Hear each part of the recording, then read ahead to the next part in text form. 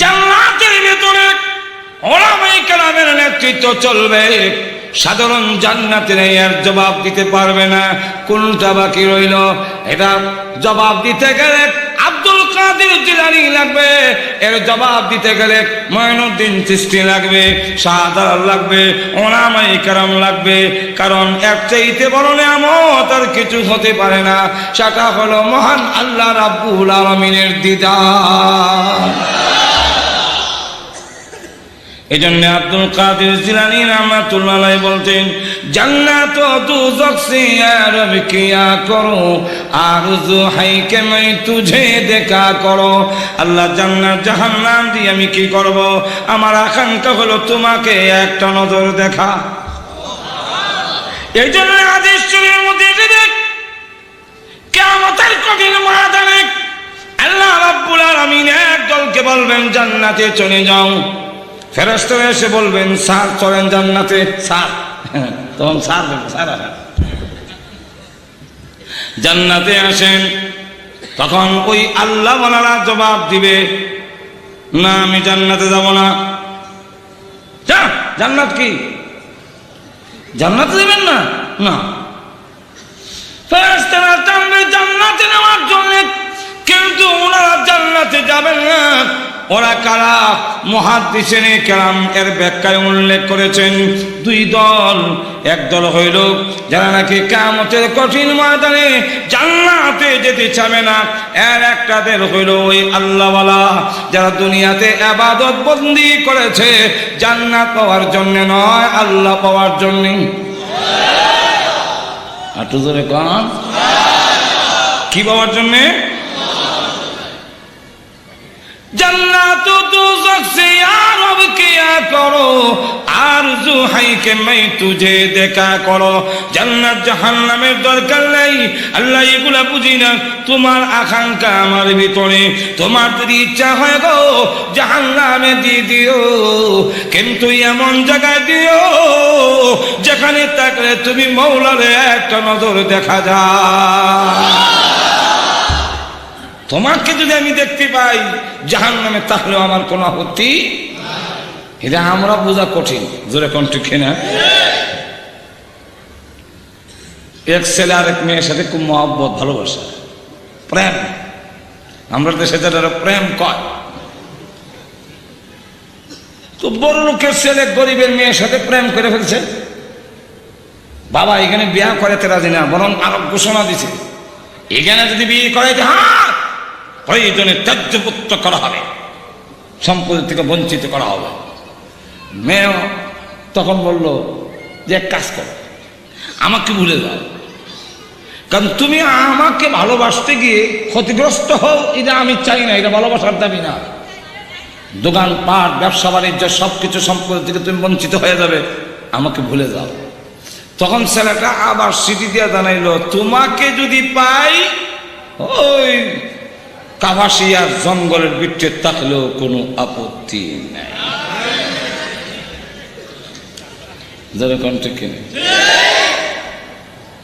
প্রভু তোমাকে যদি পাই গো জাহান্নামের আগুনে থাকলেও কোনো আপত্তি নাই। কিয়ামতের কঠিন ময়দানে আল্লাহর পক্ষ থেকে যখন বলা হবে ফেরেশতারা রে আমার ওই বন্ধুদেরকে জান্নাতে নিয়ে যাও, ফেরেশতারা গিয়ে বলে স্যার আসেন, আসেন জান্নাতে আসেন। ধমক দিয়ে বলবে জান্নাত, জান্নাত কি? জান্নাত বুঝি না। আর জান্নাত দেবেন না? বলেন না আমি জান্নাত পাওয়ার জন্য ইবাদত করি নাই, জান্নাতের আঙ্গুরের জন্য ইবাদত করি নাই, জান্নাতের হুর পরির জন্য করি নাই। আগে জবাব দাও আমার মাওলা কোথায় আছে? সুবহানাল্লাহ বলবেন। বলছি না যে আগে এগুলো আমরা বুঝবই না। আল্লাহর ওলিরা ডাক দিয়ে বলে ফেরেশতারা রে আগে জবাব দাও মাওলা কোথায় আছে, আমার আল্লাহ কোথায় আছে? জান্নাতের ভিতরে না যাওয়া পর্যন্ত আল্লাহর সাক্ষাৎ হবে না, মুলাকাত হবে না। যদি আল্লাহ দেখতে হয় তাহলে জান্নাতে যেতে হবে। তখন তারা বলবেন ঠিক আছে, জান্নাতে গেলে যদি আমার আল্লাহ দেখা যায়, আমার মাওলা পাওয়া যায়, ওই জান্নাতে আমি যাইতে রাজি আছি। আরেক দল হলো মুসলমানের যে ছোট ছোট বাচ্চারা মারা যায়, মারা যাওয়ার পরে যদি আলহামদুলিল্লাহ বলে সবুর করতে পারে, চোখের পানি তো আসবেই, কিন্তু সবুর করবে, আজরাইলকে, আল্লাহকে দোষারোপ করবে না। আমাদের সমাজে তো কিছু লোক আছে আল্লাহকে দোষারোপ করা শুরু করে, যেরকম ঠিক কেন আল্লাহকে দোষারোপ করে কি?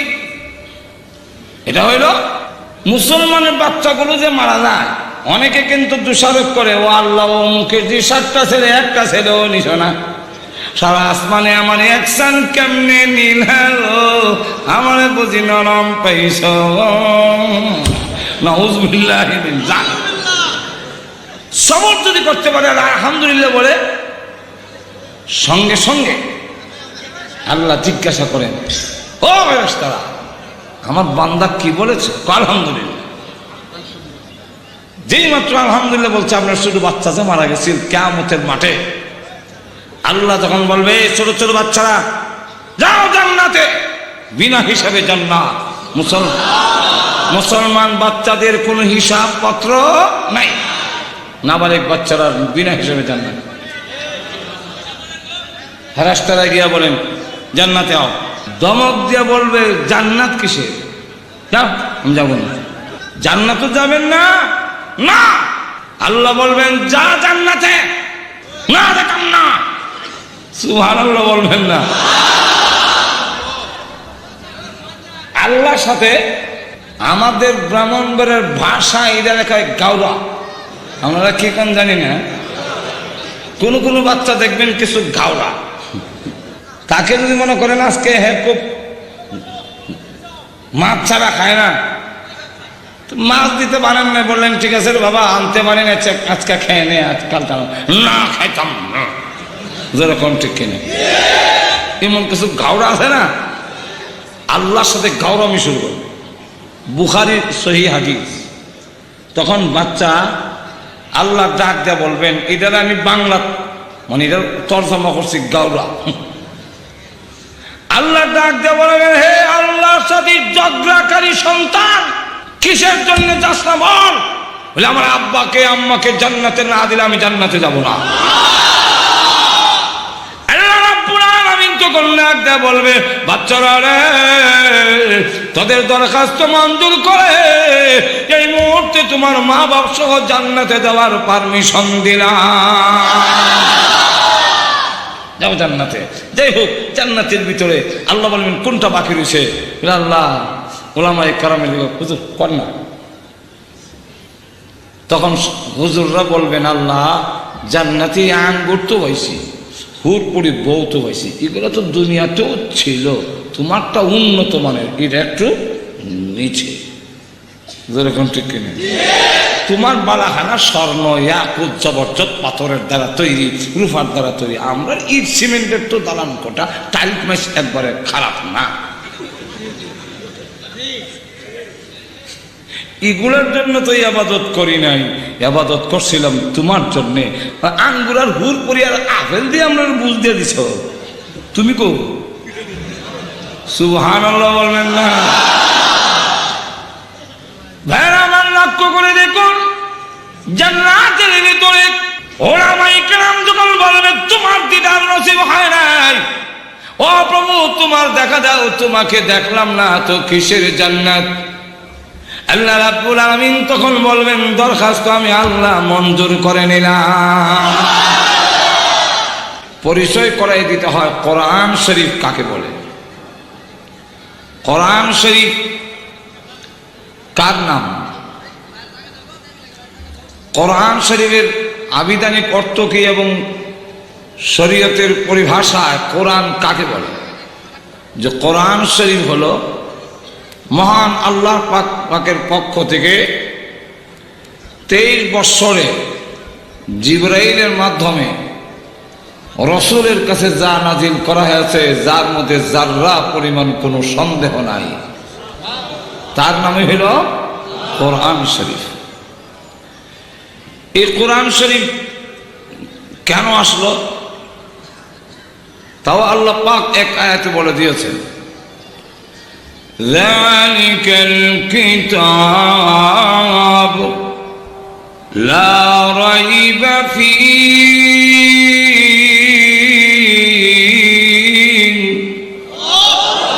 হুদাল লিল মুত্তাকিন।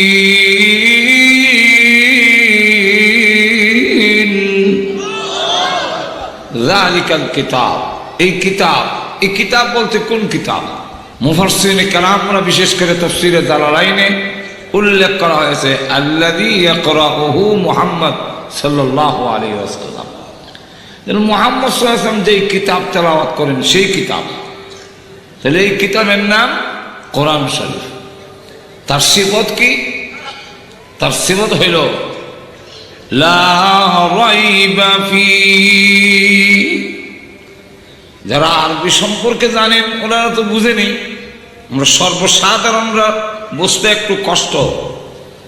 যে লা শব্দটা লাইনাফি জিন্স, রাইব শব্দটা রাইবন, এটা অনির্দিষ্ট নাকারা।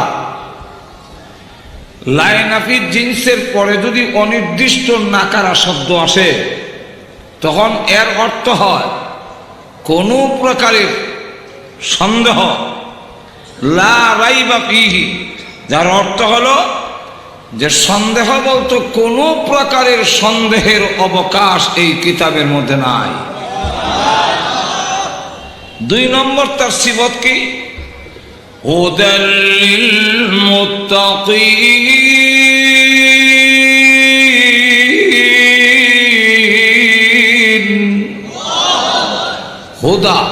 হুদা শব্দটা যদিও মাসদার, কিন্তু তার অর্থ হয় ইসমে ফাইল। হাদিন, হুদান ওয়া মানা হাদিন, হেদায়েত করনে ওয়ালা। এই কিতাবের 2 নম্বর সিফত যে মুত্তাকি যারা, পথ প্রদর্শক যারা, তাদেরকে গন্তব্যস্থানে পৌঁছায়া দেওয়ার জন্য এই কিতাব হলো তার জন্য রাহবার, পথ প্রদর্শক, গাইডবুক। তো এই কিতাব আমাদের জন্য পথ প্রদর্শক। কোন পথে পরিচালিত হলে জান্নাতে পৌঁছতে পারবো, জাহান্নামের আগুন থেকে বাঁচতে পারবো, কোন পথ হেদায়েতের পথ, কোন পথ আলোর পথ, কোন পথ জান্নাতের পথ, কোন পথ এটা জাহান্নামে যাওয়ার পথ, গুমরাহির পথ, পথ ভ্রষ্টতার রাস্তা, সেই পথটা বুঝাইয়া দেওয়ার জন্য কোরআন শরীফ মহান আল্লাহ নাযিল করেছে। এই জন্য কোরআন শরীফের গর্জ গায়াত লক্ষ্য উদ্দেশ্য কি? এক আয়াতের মধ্যে আল্লাহ রাব্বুল আলামিন বলছেন, কিতাবুন আনজালনাহু ইলাইকা লিতুখরিজান নাস মিনাল যুলুমাতি ইলান নূর।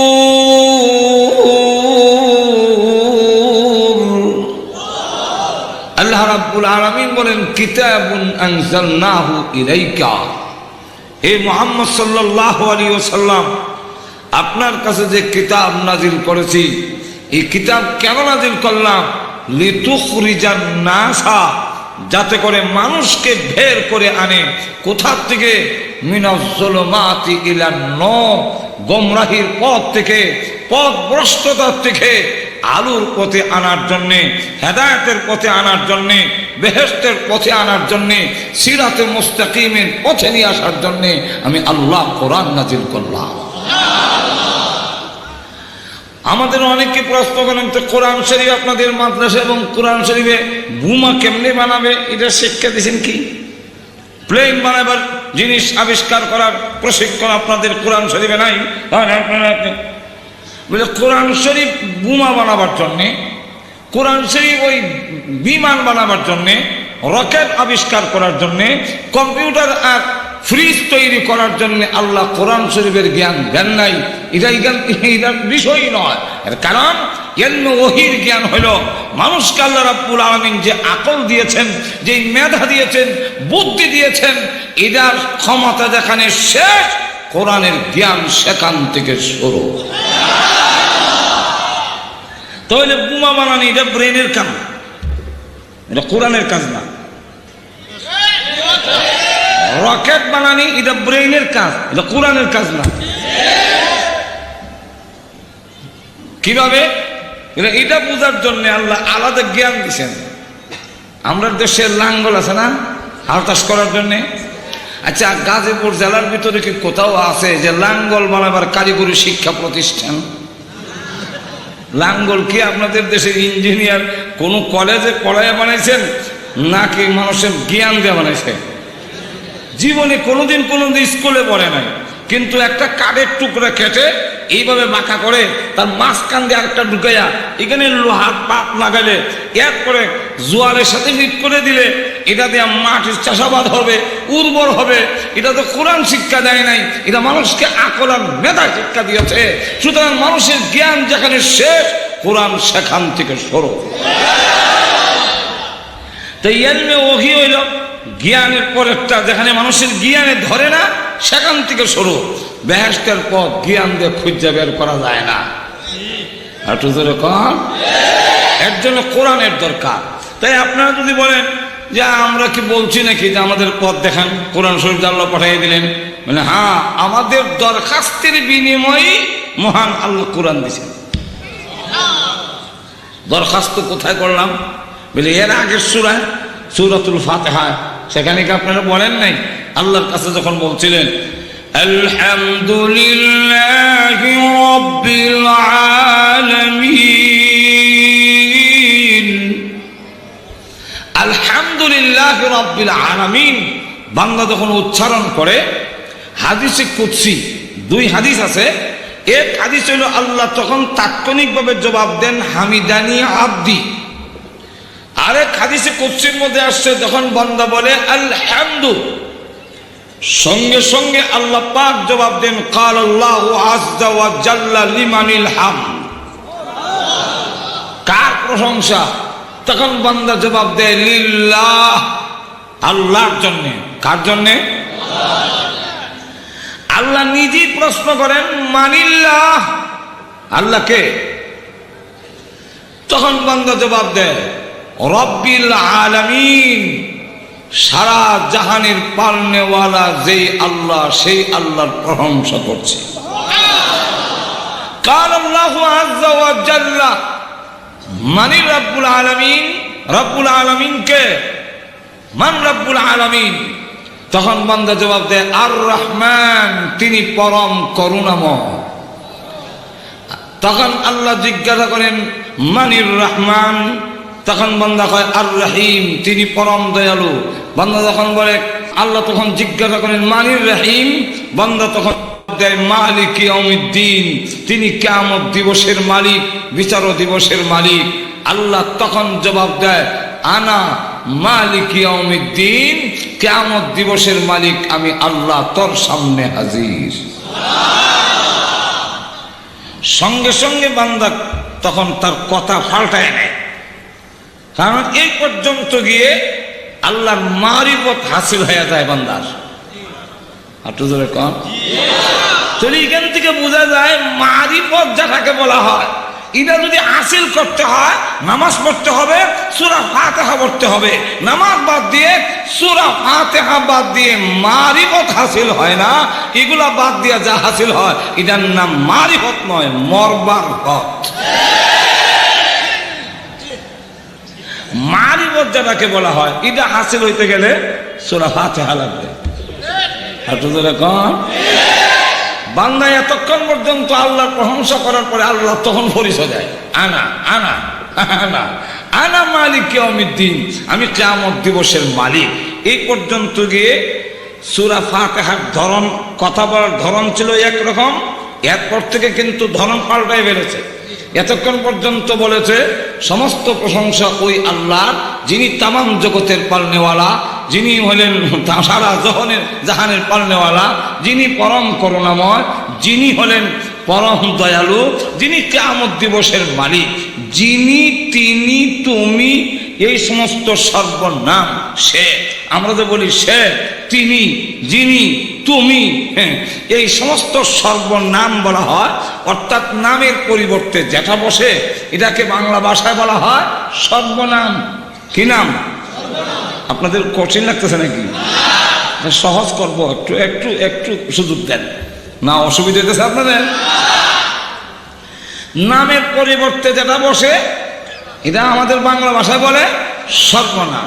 তো তিনি আর যিনি শব্দটা যদি আপনি আমার প্রশংসা করতে হয়, বলতেছেন আমার নামে প্রশংসা হোক আর বদনামই হোক, তবে আমি না থাকলে বলবেন তিনি, যিনি, উনি যা করলো, যদি ঘন্টা খেনা এইভাবে বলে। আর যখন উপস্থিত থাকে, সামনাসামনি হয়, তখন এই ওই লোকের সর্বনাম যে ব্যবহার হয় তখন বলা হয় তুমি। যখন কি বলা হয়? বাংলা ভাষায় তুমি এবং তার বিকল্প আরো শব্দ আছে আমনে, কিন্তু ইংরেজিতে এটার মধ্যে ইউ ছাড়া আমনের কোনো শব্দই নাই, তুমি ছাড়ার কোনো শব্দই নাই। এমন লক্ষ্য করে দেখেন, এই পরিস্থিতিতে এতক্ষণ পর্যন্ত বলছেন তিনি আর যিনি, কিন্তু ইয়াকা নাবুদুর মধ্যে গিয়া কথার ধরন পাল্টাইয়া বলে ইয়াকা নাবুদু ওয়া ইয়াকা নাস্তাঈন।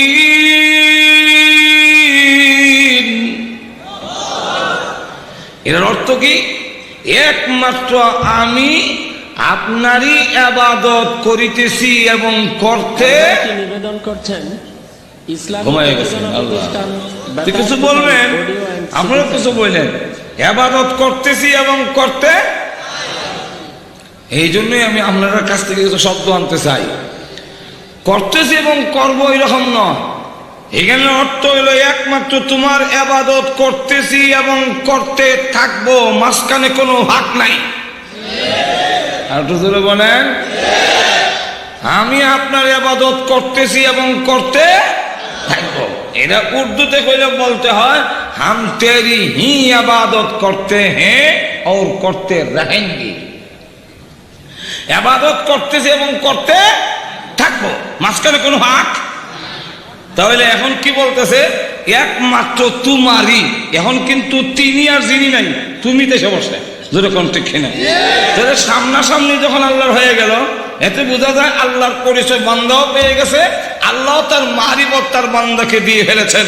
এইগুলা বলারও সুযোগ নাই, সময় কম। এখন আমি তোমারই একমাত্র ইবাদত করতেছি, এর মাঝখান দিয়ে বুঝাইয়া দিল আমি তোমার গোলাম, তুমি আমার মনিব। গোলামি যে করে তার নাম হয় গোলাম, আর যার গোলামি করে তাকে বলা হয় মনিব। তাহলে আমি এখন তোমার গোলামি করি আর করতে থাকবো, গোলাম হইলাম। আর গোলামের জন্য উচিত যা কিছু লাগে একমাত্র মনিবের কাছে চাওয়া। তাই আমি অঙ্গীকার করলাম ওয়া ইয়াকা নাস্তাঈন, একমাত্র তোমারই কাছে সাহায্য চাইতেছি এবং চাইতে। আর তো বলেন চাইতে।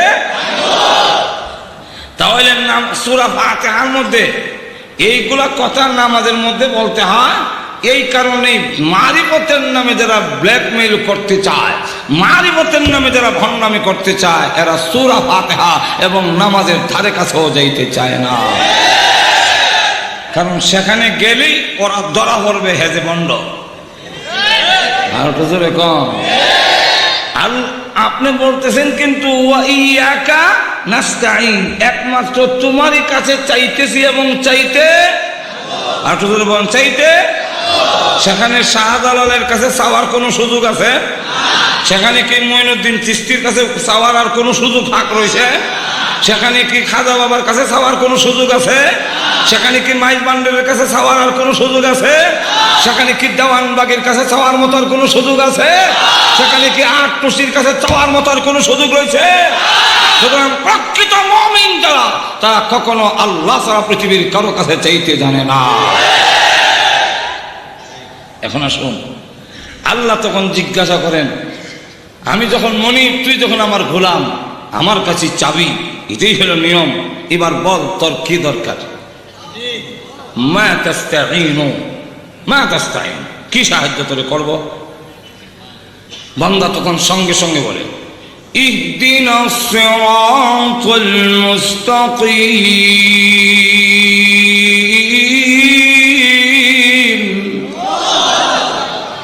আল্লাহ আমাকে সিরাতে মুস্তাকিম দেখাও।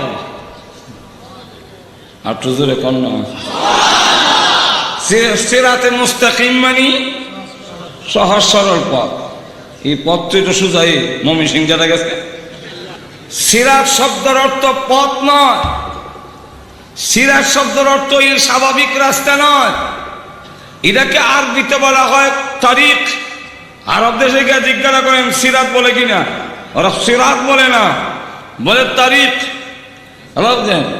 আপনারা যারা হজে মিকে দেখবেন ওরা বলবে বসে থাকলে আল্লাহ হাজি গুম গুম গুম মানে কুম আর কি, এরা হয় গুম, কাপড়ে কাপ দিয়ে বলবে গুম গুম মানে উঠো, কম। আর তারিক এটা রাস্তা, তুমি বলিস এটা। এমন লক্ষ্য করে দেখেন আল্লাহ এখানে রাস্তা বলেন নাই, বলছেন সিরাতে মুস্তাকিম। সিরাতে মুস্তাকিম কাকে বলে?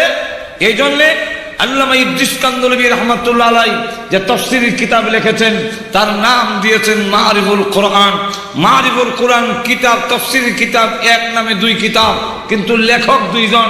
একজনের নাম হলো ইদ্রিস কান্দলবী, আরেকজনের নাম হলো মুফতি শফি। এখন দুই নামে দুইজনের লেখক, নাম এক কিতাব, কিতাব দুইটা, নাম একটা। নাম কি? মারিফুল কোরআন।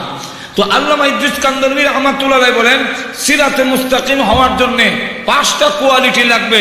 কয়টা কোয়ালিটি? প্রথম নম্বর কোয়ালিটি হলো প্রশস্ত রাস্তা হইতে হবে, সংকীর্ণ রাস্তাকে সিরাত বলা হয় না। 2 নম্বর হলো যে রাস্তা শুরু হয়েছে মাঝখানে গিয়ে শেষ হয়ে যায়, এটার নাম সিরাতে মুস্তাকিম না। যে রাস্তা এখান থেকে শুরু হয়েছে সিংহে শেষ, এরপরে আর নাই, এই রাস্তার নাম সিরাত বলা হয় না। তাহলে কোন রাস্তার নাম সিরাত? যা গন্তব্যস্থানে না পৌঁছে শেষ হবে না, সেই রাস্তার নাম সিরাতে মুস্তাকিম। শুরু হয়েছে এক জায়গা থেকে, আপনি যেখানে যাওয়ার সেখানে যাওয়ার পরে শেষ হবে, এরা পর্যন্ত শেষ হবে না, এমন রাস্তার নাম সিরাতে মুস্তাকিম। সুতরাং ওই রাস্তার নাম সিরাতে মুস্তাকিম, যেই পথে চলতে থাকলে জান্নাত পর্যন্ত পৌঁছবে, মাঝখানে কোনো বাধা নাই। তাহলে সিরাতে মুস্তাকিম, আল্লাহ তুমি আমাকে বেহেশতে পৌঁছার রাস্তা দেখাইয়া দাও, এই দরখাস্ত করলেন। আল্লাহ তখন বলেন লাকা মা সাআলতা ইয়া আবদি, হে বান্দা তোমার দরখাস্ত আমি আল্লাহ মঞ্জুর করলাম। সংক্ষেপ বিস্তারিত আলোচনার সুযোগ নাই, তাই আমি আল্লাহ রাস্তা দেখাবার জন্য কোরআন শরীফ দিলাম। তোমরা যে বলছিলে বেহেশতে যাওয়ার রাস্তা, দিলাম কোরআন। জোরে বলেন ঠিক কিনা? হ্যাঁ, 30 পারা কোরআন শরীফ আমাদেরকে আল্লাহ রাব্বুল আমিন দিয়েছেন জান্নাতের পথ দেখানোর জন্য, জাহান্নামের পথ থেকে ফেরানোর জন্য। যেই কিতাব এসেছে আপনি আমাকে জান্নাতে নিয়ে যাওয়ার জন্য, জাহান্নামের আগুন থেকে উদ্ধার করার জন্য, এবার বলুন সেই কোরআন শরীফ আমাদের জানার এবং বোঝার দরকার আছে না নাই? হ্যাঁ, আপনি যদি বলেন না আমি মানি না, আমি জান্নাতে যাইতে চাই না, জাহান্নামে যাইতে চাই, আল্লাহ বলেন আপত্তি নাই। জোরে বলেন ঠিক কিনা? আমান শাহ ফাল ইউমিন ওমান শাহ ফাল ইয়াকফুর। হ্যাঁ, তুমি যদি কাফের হতে চাও কোনো আপত্তি নাই, তুমি যদি জান্নাতে যেতে চাও তাও সুযোগ দেওয়া আছে। এখন যদি কেউ বলে কোরআনকে গ্রহণ করবো না, আমি দুদকে যেতে চাই, জাহান্নামে যাব, তথাপি কোরআন গ্রহণ করবো না, তার বেলায় আর কোনো আপত্তি, আর তো বলেন কোনো আপত্তি নাই। এবার আসুন পবিত্র কোরআন শরীফ থেকে সূরাতুর রহমান থেকে আলোচনা করার জন্য আমাকে বলা হয়েছে। সুতরাং চলুন সূরা রহমানে চলে যাই। জোরে বলেন ঠিক না? প্রথম নম্বর হলো এই সূরা অত্যন্ত গুরুত্বপূর্ণ। কোন সূরার মধ্যে এইভাবে বারবার এর সৌন্দর্য বৃদ্ধি করেছেন, 30 বারের মতো বলেছে فَبِأَيِّ آلَاءِ رَبِّكُمَا تُكَذِّبَانِ।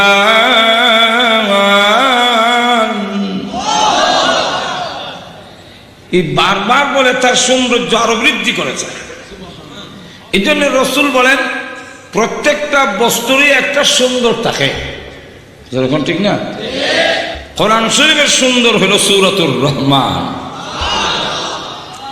এই সূরা এত গুরুত্বপূর্ণ, কাফেরদের সামনেও যখন সূরা রহমান তেলাওয়াত করা হতো তখন তারা মাথা নিচের দিকে দিয়ে রাখতো, জবাব দিতে পারত। একটু জোরে বলেন। আব্দুল্লাহ ইবনে মাসউদ রাদিয়াল্লাহু আনহু থেকে বর্ণিত হাদিস, উনি বলেন আমি রসুলের সাথে ছিলাম, রসুল এক জায়গায় গিয়ে গোল একটা রেখা টানলেন আর বললেন, ও আব্দুল্লাহ ইবনে মাসউদ, তুমি এই জায়গায় অপেক্ষা করো, আমি আসতেছি।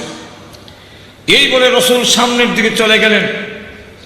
সেখানে জিন্নাতের এলাকা, জিনরা বসবাস করে। রসুল সেখানে গিয়ে সূরা রহমান তেলাওয়াত শুরু করলেন।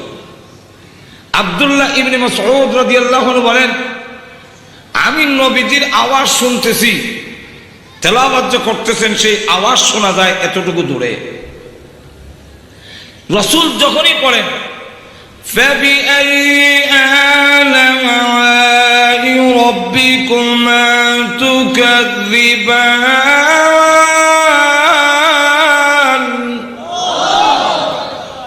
সমস্ত জিন্নাতেরা সমস্বরে একসাথে আওয়াজ দিয়ে জবাব দেয়, লা নুকাযযিবু বিশাইইন ফালাহুল হামদ, আমরা আল্লাহর একটা নিয়ামত স্বীকার করি না, বরং সমস্ত প্রশংসা একমাত্র আল্লাহ।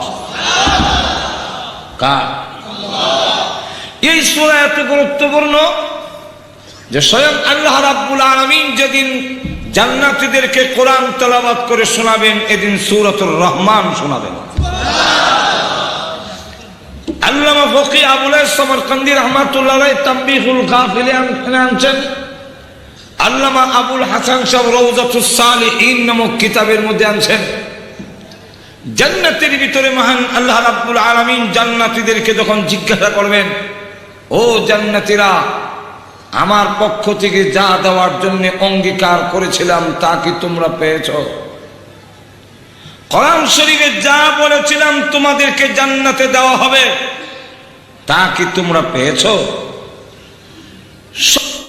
জান্নাতীরা এক বাক্যে জবাব দিবে, আল্লাহ, আমরা যা শুনেছিলাম কোরআনে যে আপনি জান্নাতে এই এই দিবেন, তার চাইতে ৯৭ গুণ আমরা বেশি পেয়েছি। আল্লাহ রাব্বুল আলামিন তখন জিজ্ঞাসা করবেন, ও জান্নাতীরা, এবার বলো আরো কিছু চাওয়ার এবং পাওয়ার আছে কি? সমস্ত জান্নাতীরা তখন আলিম উলামার দিকে তাকায় থাকবে। এর কারণ জান্নাতের ভিতরে সাধারণ জান্নাতীরা উলামায়ে কেরামের মুখাপিকি থাকবে। উলামায়ে কেরাম ছাড়া এর জবাব সাধারণ জান্নাতীরা দিতে পারবে না। যদিও আমরা মূল্যায়ন করি না আলিম উলামাকে, কিন্তু একটা কথা সুস্পষ্ট জেনে রাখুন, আলিম উলামা যদি পৃথিবীতে না থাকে তাহলে এই পৃথিবীও মানুষের সমাজ থাকবে না। আমেরিকার সেই উন্নতের ধ্বজাধারীরা তারা দাবি করে উন্নতের চূড়ান্ত শিখরে পৌঁছেছে, কিন্তু পশুত্বের চরম শিখরে পৌঁছেছে। যেখানে ছেলে ছেলে বিয়া করাইয়া দেয়, এক চাইতে পশুত্ব আর কি হইতে পারে? আমেরিকাতে কিন্তু আইনগতভাবে ছেলে ছেলে বিয়া করে। ঘুমাই গেছেন নাকি আল্লাহ জানে, শুনেন নাই জীবনে এরকম না? ছেলে ছেলে বিয়া, মেয়ে মেয়ে বিয়া, জামাই পুরুষ, বউ পুরুষ। তাহলে চিন্তা করেন কেমন পশুত্ব। আমি তো কুত্তার মধ্যে দেখছি না, কুত্তায় কুত্তায় বিয়া, যেরকম ঠিক কিনে। তাহলে লক্ষ্য করে দেখেন, উলামায়ে কেরাম যদি না থাকে, উলামায়ে কেরামের নেতৃত্ব যদি না থাকে, তাহলে পৃথিবীতেও মানুষের সমান মানুষ থাকবে না, পশুতে রূপান্তরিত হয়ে যাবে। তাহলে মানুষের সমাজ প্রতিষ্ঠিত করতে হলে এখনো উলামায়ে কেরামের দরকার। এই কথাটা শুধু আমার না, অনেক উপরের লোকের কথা বলবো না? আপনাদের অসুবিধা হচ্ছে? জান্নাতের ভিতরে উলামায়ে কেরামের মুখাফিকি, আল্লাহু আকবার। সাধারণ জান্নাতীরা বলেন, কেন তারাও পারবে না এটা? জান্নাতের ভিতরে গিয়েও এমপি সাহেবের গিরি চলবে না, এমপি সাহেবের নেতৃত্ব জান্নাতের ভিতরে চলবে না, মন্ত্রী সাহেবের নেতৃত্ব জান্নাতের ভিতরে চলবে না, কিন্তু উলামায়ে কেরামের নেতৃত্ব জান্নাতের ভিতরেও চলবে।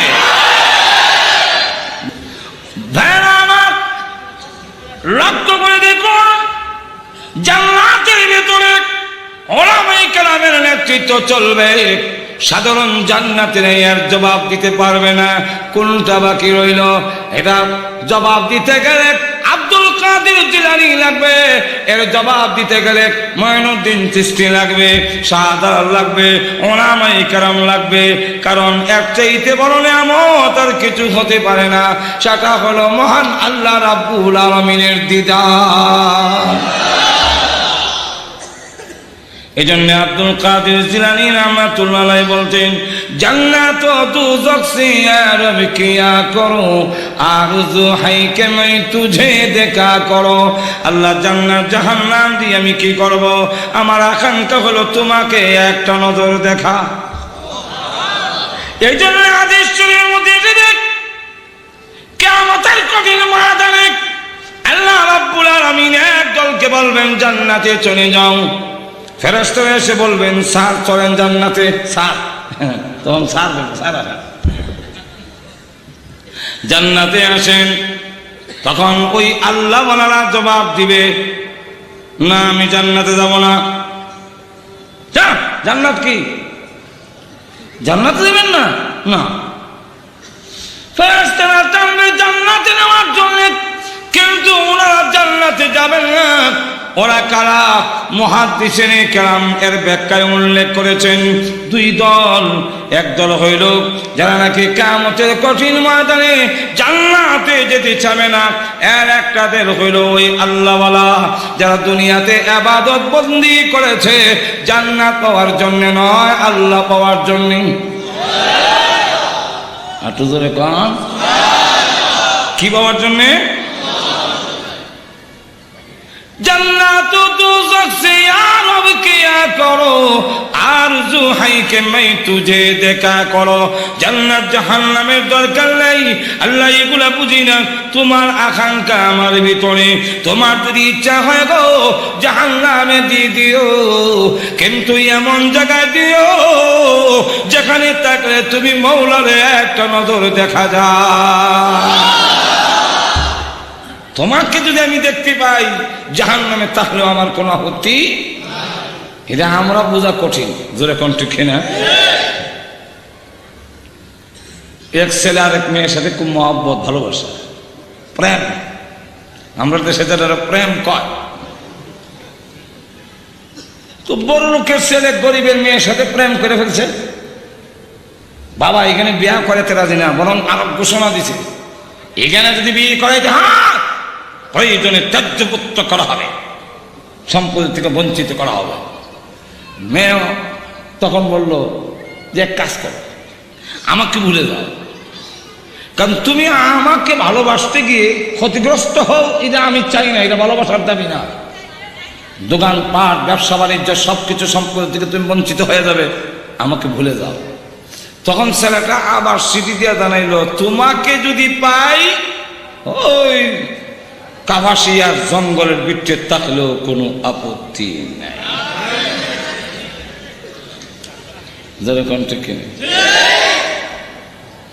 প্রভু তোমাকে যদি পাই গো জাহান্নামের আগুনে থাকলেও কোনো আপত্তি নাই। কিয়ামতের কঠিন ময়দানে আল্লাহর পক্ষ থেকে যখন বলা হবে ফেরেশতারা রে আমার ওই বন্ধুদেরকে জান্নাতে নিয়ে যাও, ফেরেশতারা গিয়ে বলে স্যার আসেন, আসেন জান্নাতে আসেন। দমক দিয়ে বলবে জান্নাত, জান্নাত কি?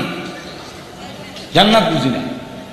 আর জান্নাত দেবেন না? বলেন না, আমি জান্নাত পাওয়ার জন্য ইবাদত করি নাই, জান্নাতের আঙ্গুরের জন্য ইবাদত করি নাই, জান্নাতের হুর পরীর জন্য করি নাই। আগে জবাব দাও আমার মাওলা কোথায় আছে? সুবহানাল্লাহ বলবেন।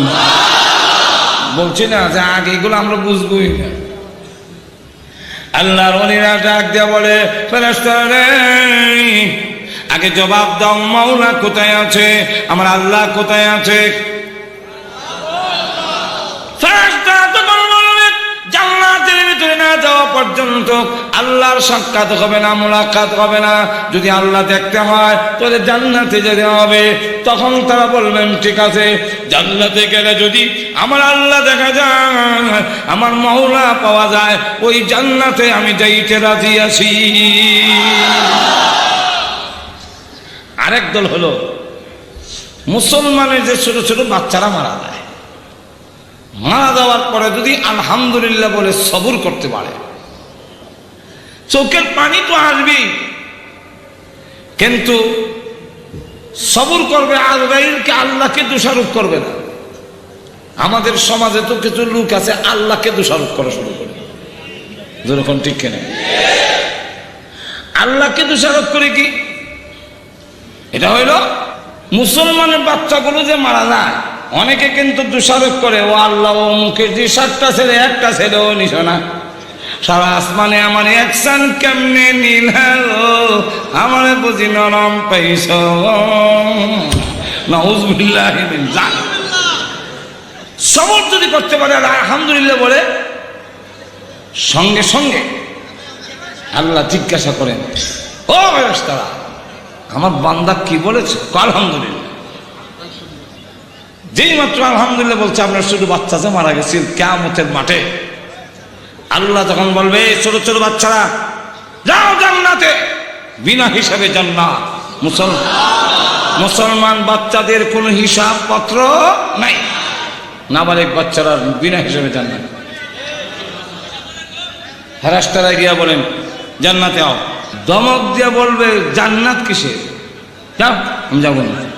জান্নাতও যাবেন না, না আল্লাহ বলবেন যা জান্নাতে, না দেখাম না। সুবহানাল্লাহ বলবেন না। আল্লাহর সাথে আমাদের ব্রাহ্মণবাড়ির ভাষা এটা লেখায় গাওরা, আমরা কি কোন জানি না। কোন কোন বাচ্চা দেখবেন কিছু গাওরা, তাকে যদি মনে করেন আজকে হ্যাঁ খুব মাছ ছাড়া খায় না, মাছ দিতে পারেন না, বললেন ঠিক আছে বাবা আনতে পারেন, আজকে খেয়ে নে, আজকাল না খাইতাম না, যেরকম ঠিক কিনে। এমন কিছু গাওরা আছে না, আল্লাহর সাথে গাওরামি শুরু করে। বুখারী সহিহ হাদিস। তখন বাচ্চা আল্লাহ ডাক দিয়ে বলবেন, এটা আমি বাংলা মানে এটা তর্জমা করছি গাওরা। আল্লাহ ডাক দিয়ে বলবেন, হে আল্লাহর সাথে ঝগড়াকারী সন্তান, কিসের জন্য যাস না বল। বলে আমার আব্বাকে আম্মাকে জান্নাতে না দিলে আমি জান্নাতে যাব না। আল্লাহ রাব্বুল আলামিন তখন ডাক দিয়ে বলবে, বাচ্চারা রে, তোদের দরখাস্ত মঞ্জুর করে এই মুহূর্তে তোমার মা বাপ সহ জান্নাতে যাওয়ার পারমিশন দিলাম, যাও জান্নাতে। যাই হোক, জান্নাতের ভিতরে আল্লাহ বলবেন কোনটা বাকি রয়েছে? আল্লাহ ওলামায়ে কেরামের হুজুর কর না। তখন হুজুররা বলবেন, আল্লাহ জান্নাতি আঙ্গুর তো হয়েছি, হুরপুরি বউ তো হয়েছি, এগুলো তো দুনিয়াতেও ছিল, তোমারটা উন্নত মানের, এটা একটু নিচে, যেরকম ঠিক কিনা। তোমার বালাখানা স্বর্ণ ইয়াকুত জবরদস্ত পাথরের দ্বারা তৈরি, রূপার দ্বারা তৈরি, আমরা ইট সিমেন্টের তো দালান কোটা, টাইলস মেস একবারে খারাপ না। এগুলোর জন্য তো ইবাদত করি নাই, ইবাদত করছিলাম তোমার জন্যে। আঙ্গুর আর হুর পরি আর আপেল দিয়ে আমরা বুঝ দিয়ে দিছ, তুমি কো সুবহানাল্লাহ বলবেন না। ভাইরা আমার লক্ষ্য করে দেখুন, জান্নাতের ভিতরে ওলামায়ে কেরাম যখন বলবে তোমার দিদার নসিব হয় নাই, ও প্রভু তোমার দেখা দাও, তোমাকে দেখলাম না তো কিসের জান্নাত? আল্লাহ রাব্বুল আলামিন তখন বলবেন, দরখাস্ত আমি আল্লাহ মঞ্জুর করে নিলাম। তো একটা মাহফিলের আয়োজন করা হোক, সমস্ত দারুস সালাম নামক বেহেশতের মধ্যে এরকম মাহফিলের আয়োজন করবে, প্রত্যেক শ্রোতার জন্য জমিন থেকে আকাশ পর্যন্ত উঁচা আসন দেওয়া হবে। আপনারা আবার বললেন না যে এত উঁচা বড় আসনে উঠবেন কেমনি, ঠিক না? এত উঁচা যদি এত উঠবেন কেমনে, এই প্রশ্ন কাফেররা বলছিল, আর তার জবাবে কোরআনের আয়াত নাজিল হয়েছে। বলবো আয়াত, আফালা ইয়ানজুরুনা ইলাল ইবিলি কাইফা খুলিকাত ওয়া ইলাস সামাই কাইফা রুফিআত। কাফেররা যখন প্রশ্ন করলো, এর আগের আয়াতগুলোতে উঁচা উঁচা বিছানার কথা উল্লেখ করা আছে, যখন এই আয়াতগুলো নাযিল হয়েছে তখন কাফেররা অট্ট হাসে হাসে আর কয়, শুনছো জমিন থেকে আসমান পর্যন্ত উঁচা আসন দিবে, উঠবো কেমনি এই আসনে? আল্লাহ তখন তার জবাবে বলেন, আফালা ইয়ানজুরুনা ইলাল ইবিলি কাইফা খুলিকাত। তোমরা কি উটের দিকে লক্ষ্য করনি আমি উট কেমনে বানাইলাম? পিঠ তো হাত দিয়েও লাগাল পাওয়া যায় না, উঠে কেমনে উঠো? কোনো সিঁড়ি নেই, উঠো কেমনে? যেমনে উঠাই উঁচা আসনে এইভাবে উঠাবো। আরশের নিচ থেকে একটা বাতাস ছেড়ে দেওয়া হবে, মেশকে আম্বরের স্তূপ টাল আছে, ওগুলো ভেঙে এনে মাহফিলের মধ্যে গোলাপ জলের মতো ছেড়ে দেবে। বিশেষ অতিথি থাকবেন দাউদ আলাইহিস সালাম, প্রধান অতিথি বিশ্ব নবী রাহমাতুল লিল আলামিন, সভাপতি স্বয়ং আল্লাহ নিজে। আল্লাহ যেই মাত্র পর্দা সরায় বলবেন, আসসালামু আলাইকুম ইয়া ইবাদি, আরো আসতে কম। যদি বলতাম আমাদের বাংলাদেশের প্রেসিডেন্ট আপনাকে সালাম দিন, এক চিৎকার করবেন, আল্লাহ সালাম দিবেন। দলিল দেব, দলিল প্রমাণ কোরআন আয়াত দিয়া, তাহিয়াতুহুম ইয়াওমা ইয়ালকাউনাহু সালাম।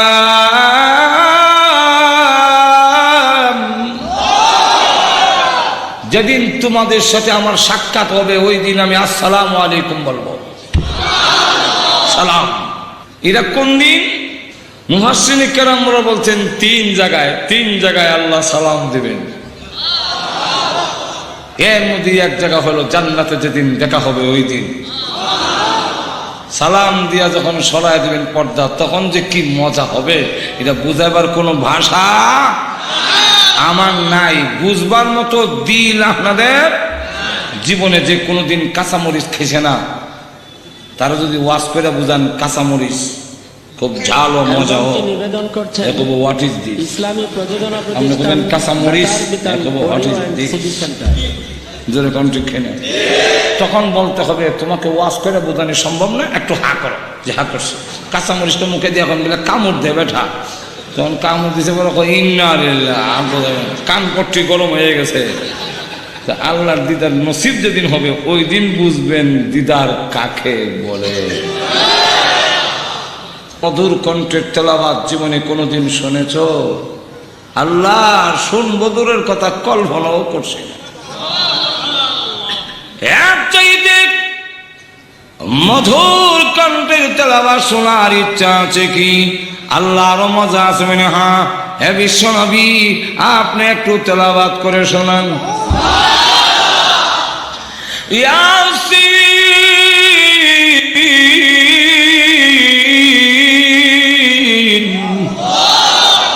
ওয়াল কুরআনিল হাকীম।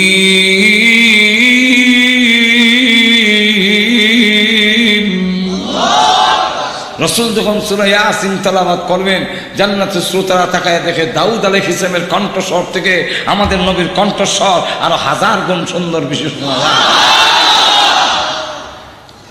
জান্নাতীরা উন্মাদের মতো। আল্লাহ বলেন থামো, একটাইতে এমন মধুর তেলাওয়াত জীবনে কোনোদিন শুনছ বেটা? বলে আল্লাহ কল্পনাও করছে না। আল্লাহ বলে এর চাইতে আরো মজার তেলাওয়াত শুনবি? আল্লাহ এর চাইতে আরো মজা আছে? আরো জীবন ভাব আমি আল্লাহ তোমার কণ্ঠস্বরের তেলাওয়াত শুনেছ, আমারটা শোনো নাই। দুনিয়ার মানুষের কণ্ঠস্বর কার দেওয়া? আরো জোরে আওয়াজ দেয়া বলেন, মানুষের দেওয়া নাকি?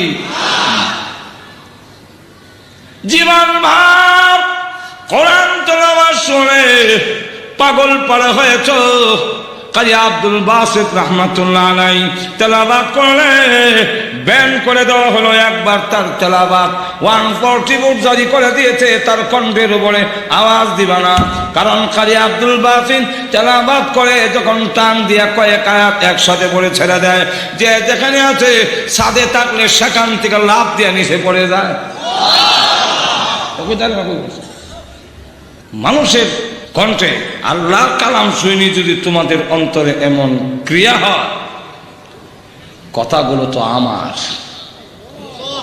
এখন কার? আমার কথা আমার কাছ থেকে ডাইরেক্ট শোনো নাই, আজকে ডাইরেক্ট আমি তেলাওয়াত করে শোনাবো। আল্লাহ তখন শুরু করবেন, আনার রহমানু আল্লামাল কুরআন খালাকাল ইনসান।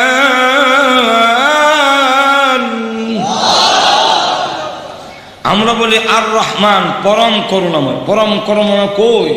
পরম করুণাময় কোথায়? চতুর্দিকে চোখ ঘুরাই লেখি খুঁজতে পাবেন নাকি করুণাময় কোথায়? আল্লাহ ওই দিন বলবে না না আনা। সমস্ত জান্নাতীরা মানে অজ্ঞানের মতো হয়ে থাকবে, কিন্তু কান দিয়া তেলাওয়াত শুনতেছে ঠিকই। তেলাওয়াত চলো, শত শত বৎসর চলে যাবে, খবর থাকবে না। জান্নাতি হুরপুরিরা টুকা লিখতে থাকবে, প্রভু গো মাহফিল সমাপ্ত করেন, আর না হয় আমরার জামাই আর পাইতাম না। আল্লাহ রাব্বুল আলামিন তখন মাহফিল সমাপ্ত দিয়া বলবেন, ওরে জান্নাতি শ্রোতারা উঠে যাও, আপন আপন বাড়িতে যাও। প্রত্যেক জান্নাতীরা তখন বুড়াকে উঠে আপন আপন বাড়িতে যখন গিয়া পড়বে, ওর পরিরা বড় বড় চোখ দিয়া মাথার থেকে পা পর্যন্ত খালি শ্বাস। এই কিভাবে শ্বাস কেন? চিনো না আমাকে? আমি বাড়ির মালিক না? কিভাবে চাও কি? আর দেখো নাই চাই যে আগে যা সুন্দর ছিলেন, আল্লাহর মাহফিলে যাওয়া তাওয়াজ্জুহ তো ডাইরেক্ট ঘুরে গেছে, এই কারণে আগের চাইতে 1000 গুণ বেশি সুন্দর দেখা যায়। এখন সূরাতুর রহমান নাজিল করার কারণটা কি, শানে নজুল কি, তার নাজিল করার মধ্যে মুফাসসিরিনে কেরামদের মধ্যে দুই ভাগে বিভক্ত। একদল বলেন মাক্কি, একদল বলেন মাদানী।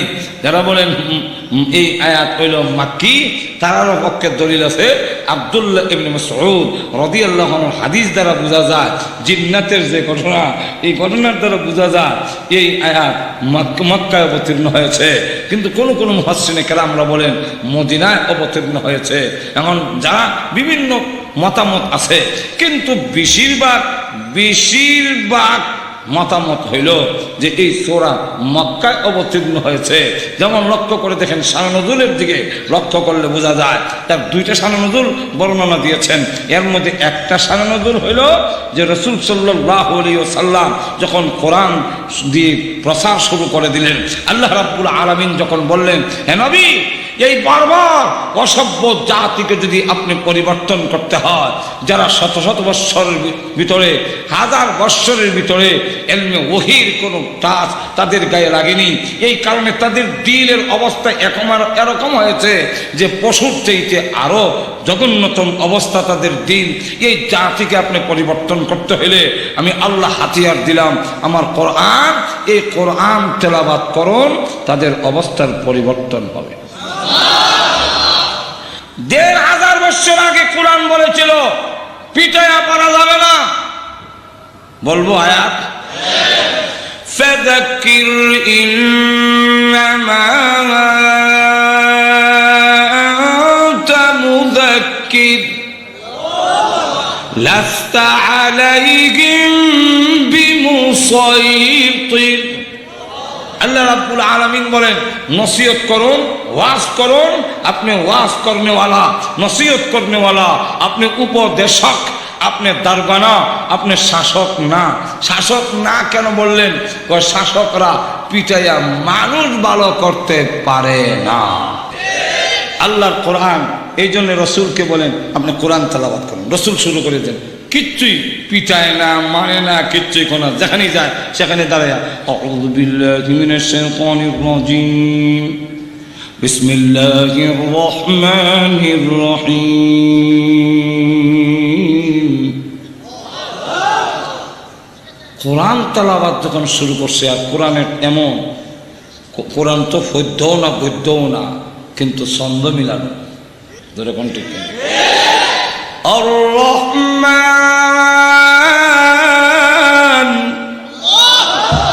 আল্লামাল কুরআন খালাকাল ইনসান আল্লামাহুল বায়ান।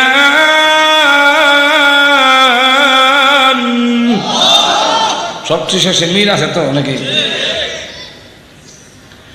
والشمس وضحاها والقمر إذا تلاها والنهار إذا جلاها والليل إذا يغشاها। শেষে দা হা হা হা হা, জোরে কোন ঠিক কিনা? মিল আছে কিনা? এইভাবে মিল দেখে কাফেররা কো এত দেখি সাহিত্যিকের কথা। মুহাম্মদ সাল্লাল্লাহু আলাইহি ওয়াসাল্লাম সাহিত্যিক নিজে নিজে হয়ে গেছে, এটা তো সম্ভব না। আর উনি জীবনে কোনোদিন স্কুল কলেজে পড়েও নাই, বারিন্দা তো যায় নাই। যেরকম ঠিক আরো যেরকম লক্ষ্য করেন যে আল্লাহর নবী বিশ্বনবী রাহমাতুল লিল আলামিন, উনি লেখাপড়া না জানা এটা নবীর অসম্মান নয়, এটা নবীর সম্মান। আর একটু জোরে বলেন। অহংকার করা আমাদের জন্য দোষ, আল্লাহর জন্য অহংকার করা আল্লাহর সিফত গুণ। আমরা লেখাপড়া না করা এটা আমাদের দোষ, আর নবীরা দুনিয়ার স্কুল কলেজে পড়ায় এটা নবীর দোষ, গুণ নয়।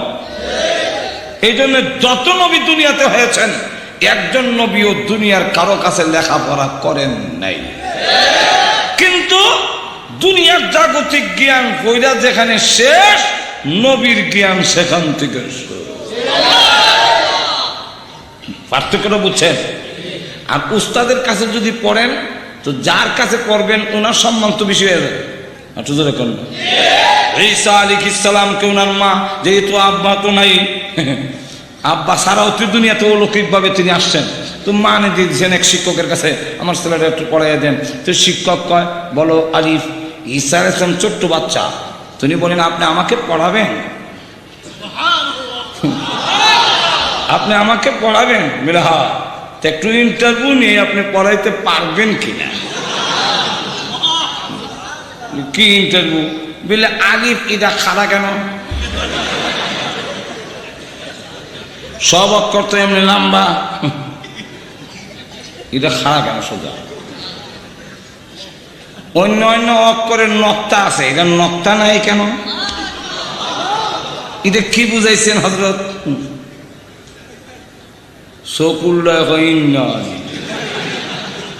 এই জাতীয় প্রশ্ন জিন্দেগিতে কেউ আমারে করে নাই, আর আমিও করি না। আমিও পড়াইছি আলিফ, আমার ছাত্ররাও আলিফ পড়া যায়, কেউ প্রশ্ন করে নাই। তুমিও পড়ো আলিফ। ঈসা আলাইহিস সালাম বলেন না বুঝা এক অক্ষরও পড়তে রাজি। আলিফ দিয়ে কি বুঝাইছেন সেটা আগে বলেন। কোন না আলিফ দিয়ে তো কিছু বুঝাই নাই। বলে অবশ্যই বুঝাইছে। বারবার প্রশ্ন করলে, আর দুর্বল শিক্ষকের নিয়ম হলো, এটা আমরা ছাত্র যেমন দেখছি, প্রশ্নের জবাব দিতে না পারলে শেষে সেটিয়া রাগ হয়ে, এই তুই কই থাকবে? তখন ঈসা আলাইহিস সালাম জিজ্ঞাসা করেন তুমি কই থাকবা? ঈসা আলাইহিস সালাম জবাব দেয়, একটা না অনেকটা কারণ বলতে পারো। এলো কোরআনের মাহফিল, এলো হাদিসের মাহফিল।